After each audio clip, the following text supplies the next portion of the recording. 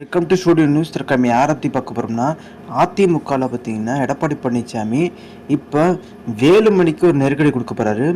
வேலுமணியோட பதவியை தூக்க சொல்லி பார்த்தீங்கன்னா சீனியர்கள் நிறைய பேர் வந்து எடப்பாடியோட தீவிர ஆதரவு சொல்லியிருக்காங்க. அவர் பார்த்தீங்கன்னா தலைமை கழக செயலாளராக இருக்கார், அதே மாதிரி கொறடாவாக இருக்கார், மாவட்ட செயலாளர் இருக்கார். இந்த தலைமை கழக செயலாளர் தூக்கி விட்டு மித்தவங்களுக்கு கொடுத்துடலாமான்ற எண்ணத்தை பார்த்தீங்கன்னா எடப்பாடி பழனிசாமி மனசில் ஆழமாக பதிச்சிட்டாங்க. இப்போ கேபி முனுசாமி போன்ற நபர்கள் இதை வந்து ஆணித்தரமாக சொல்கிறாங்க. நீங்கள் ஒரு நபருக்கு இந்த மாதிரி வந்து ஒரு பனிஷ்மெண்ட் கொடுத்தா தான் உங்கள் மேலே பயம் வரும். அதே மாதிரி ஜெயக்குமாரும் அந்த பதவி கேட்டு இருக்கதா சொல்கிறாங்க. இன்னொன்று விஷயம் என்ன பார்த்தீங்கன்னா, ராஜேந்திர பாலாஜி மஃபா பாண்டியராஜன் மோதல் வெளிப்படையாகவே பார்த்தீங்கன்னா ராஜேந்திர பாலாஜி மிரட்டினால மஃபா பாண்டியராஜன் போய் இப்போ கம்ப்ளைண்டே கொடுத்துட்டாரு எடப்பாடி பழனிசாமிகிட்ட. ஸோ தொடர்ந்து உட்கட்சியில் ஏகப்பட்ட பிரச்சனை. செங்கோட்டையன் பார்த்தீங்கன்னா போயிட்டுருக்காரு. ரோட்டில் மகளிர் அணியை சேர்ந்தவங்கெல்லாம் பார்த்தீங்கன்னா ஒன்றிணைந்து அதிமுக உருவாக்கணும்னு சொல்லிட்டு நெருக்கடி கொடுக்குறது. ஸோ இதை தலையாட்டிகிட்டே போகிறது.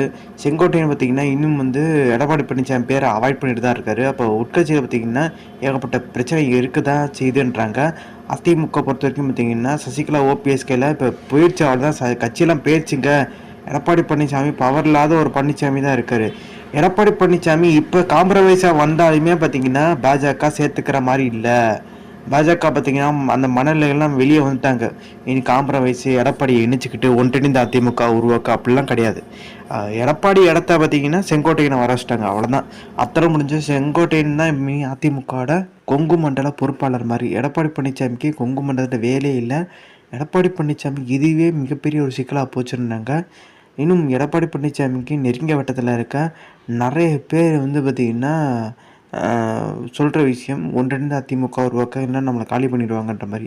எடப்பாடி 6 மாதம் டைம் கொடுங்க அப்படின்ற மாதிரி சொல்கிறாங்க. எடப்பாடிய மகன் போய் வச்சு டெல்லியை பேச வைக்காது, அதை பெரிய லெவலில் எடுபடவே ஆகலை.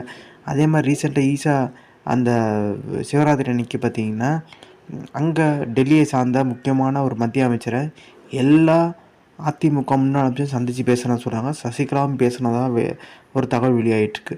ஸோ இதனாலவே பார்த்திங்கன்னா எடப்பாடி பழனிசாமிக்கு மேலும் சிக்கல்ன்றாங்க. ஸோ அந்த இன்ஃபர்மேஷன் பிடிச்சா like, share, subscribe. Thanks for வாட்சிங் தி வீடியோ.